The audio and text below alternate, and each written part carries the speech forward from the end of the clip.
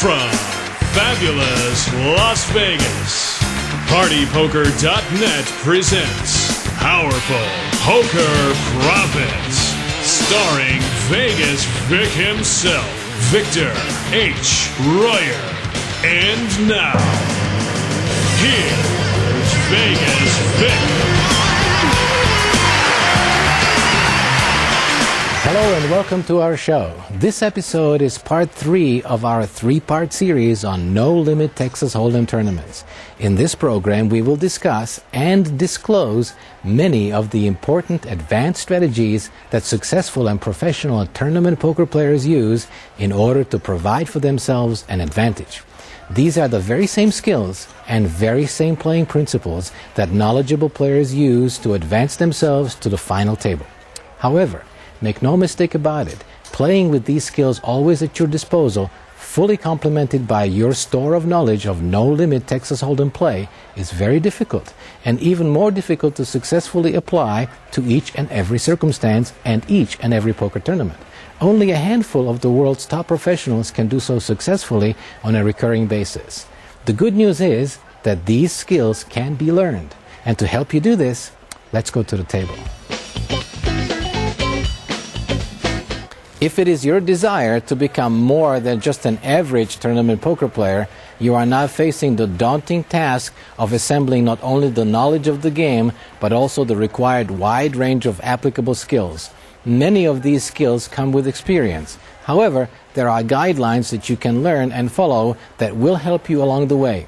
To successfully reach the ranks of top poker tournament players, you will need to master 3 key areas of poker playing success. These are learning to avoid mistakes, mastering the cards, and psychological warfare.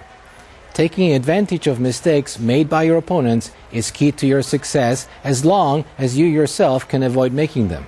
Avoiding mistakes is therefore the first important advanced skill that you can learn. The most common mistakes made by players in poker tournaments are as follows: being blinded by the ace, failing to scout the table, forgetting that chips are your tool and should be treated well, failing to count the blinds, antes, and rounds of play, and failing to recognize the danger in coordinated flops.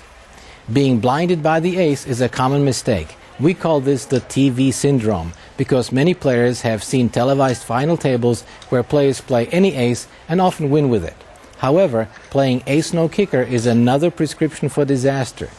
If you fail to scout the table of your opponents, you're making a critical mistake that will cost you a lot of chips. However, this can be very easily overcome. When not involved in a hand, pay attention to those that are and what and how they are playing. Classify your players as we discussed in one of our earlier programs. Your chips are your tools and you should treat them well. Never forget this. They are not only your tools, but your life's blood. Don't throw them around just because it's easy to do. Remember that the chips you don't lose by playing recklessly are equally as valuable, if not more so, than the chips you win. If you don't have the chips with which to win other chips, you won't win anything. Another critical mistake is to fail to count the blinds and antes and the rounds of play. In order for you to have a successful and applicable strategy for each stage of the tournament, you need to be aware of where you are, the size of the blinds, when do the antes kick in, and how expensive current and future rounds are and will become relative to the chips you have. The final critical mistake that you can learn to avoid is to become acutely aware of coordinated flops. Whenever you see a flop that contains suited cards or connected cards or big cards, and these flops did not match the cards you have, either by giving you the best hand or the best draw to the best hand, don't press it. Learn to fold. The fact is that most poker tournament winners don't actually win the tournament. Other players lose it. It is a simple fact that the majority of winners accumulate their chips from players who have failed to properly react and understand coordinated flops. By avoiding this mistake, you can and will accumulate chips faster and with less risk. The second of our major categories is mastering the cards. This means to become aware of the power and vulnerability of the kind of cards you will receive in any Texas Hold'em poker tournament. We will classify those cards into categories beginning with the big pairs and ace-king. Big pairs consist of pocket aces, pocket kings, pocket queens, and pocket jacks. By the time you are ready to view this program, you should be well aware of how to play these hands. Ace-king is usually considered the most overplayed hand in Texas Hold'em, especially in tournaments. It looks like a really good hand, but the truth is that it is nothing more than a drawing hand. Even if it is suited, it is still an underdog to any pair, including the lowly pair of deuces. Don't make the mistake of thinking that ace-king is just as good as pocket aces. This kind of thinking is perhaps the biggest mistake made by unaware and novice poker players, and in tournaments it can quickly spell disaster. Playing middle pairs successfully is both a skill as well as an art. Middle pairs are hands such as 10-10, 9-9, 8-8, and 7-7. They can be problematic and usually are worth playing only from late positions and only under ideal circumstances. Such circumstances include analyzing your opponents and the situations and using position to raise and win the pot uncontested. Such plays are particularly valuable in later rounds after the antes have kicked in. For the sake of understanding, small pairs are hands consisting of 6-6, 5-5, 4-4, 3-3, and 2-2. Playing them profitably can sometimes be done under the right conditions, particularly in short-handed play. Oftentimes, especially on televised final tables, you will see players playing small pairs, and sometimes they are described by the commentators as favorites. While it is true that even a pair of deuces is a small favorite over ace-king, the fact remains that playing small pairs or overplaying them can cost you more money than you usually will win. Playing suited connectors successfully is another weapon that you can acquire and add to your poker knowledge and expertise. For example, the most popular and profitable suited connectors are 7-8 and 8-9 suited. Statistically, these are the best hands to possess whenever facing big pocket pairs. In fact, both of these hands can sometimes be favored even over pocket aces and pocket kings. Any poker tournament is a contest, a battle between you and the rest of the field. They are the opponents, and you are there to defeat them. They, of course, are there to defeat you. Those that succeed not only command great knowledge of the game and abilities to play their cards as profitably as possible, but they also must possess psychological abilities well above those that are common amongst the general public. First of all, always be calm and never let your emotions get the better of you. No matter how bad the beat is that you suffered, remember that if you still have chips, you still have a shot. In poker in general, and especially in poker tournaments, your profitability is directly related to exploiting the weaknesses and shortcomings in your opponents. In tournaments, this is the classic case of survival of the fittest, the smartest, and those who adapt the fastest to changing circumstances.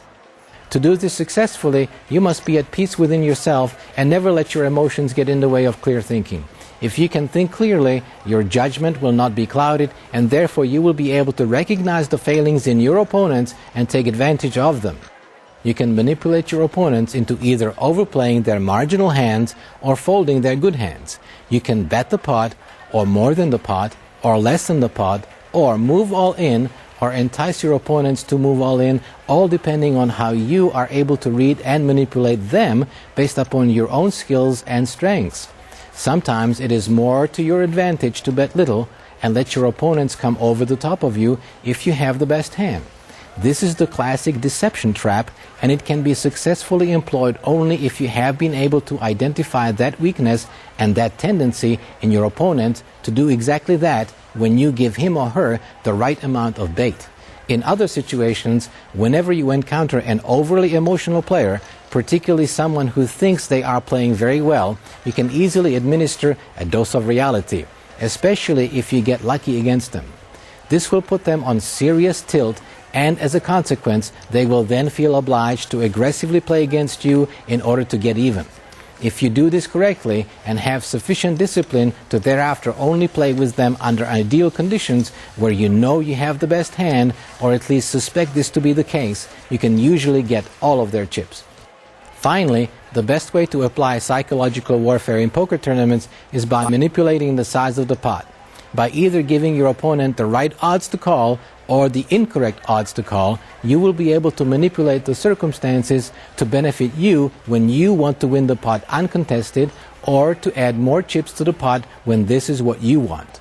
Bluffing is part of this, but that aspect of psychological warfare in poker is often overused, and just about every poker player in today's poker environment knows about this and suspects it. For this reason, whenever you are on the button, the first few times raise only with premium hands. Most players will suspect that you are trying to steal and will give you action. When they see your good hand, it will surprise them, and consequently it will thereafter be easier for you to really steal from that position. In general, however, you can bluff more successfully once you reach the money rounds and are closer to the final few tables. Prior to that, it is best to confine your play to good starting hands. Nevertheless, be prepared to also rely on your ability to observe the strengths and weaknesses of your opponents. All of this goes back to the very beginning, especially the very beginning rounds of the tournament itself. If you spent those long hours patiently observing your opponents and learning how they play, by the time you get to these middle and late rounds, where psychological warfare is most profitable, you will now have all the ammunition that you need in order to overcome your opponents and any adversity you might encounter along the way. And that is why you should never waste a minute throughout any tournament, and always pay attention to what is happening and who is doing it and how. Becoming a good poker player and a good tournament poker player is a combination of knowledge, skill, patience, perseverance, competitiveness, and the sheer will to prevail. Becoming a great poker player and a great tournament player is all of this and more. All that we have shown in all of our episodes in this series, and everything else that you can learn from playing, watching, and reading about poker, all of this comes together within the person that is you.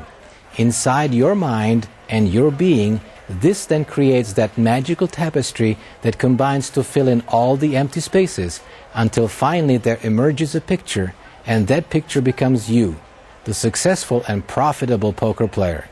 For me, it has been a pleasure to spend this time with you to talk about my favorite game in the world, poker, in all of its variations. And so, from Las Vegas, and until next time, remember to play smart and play to win. I'm Victor H. Royer, and this has been a presentation of PartyPoker.net. Bye.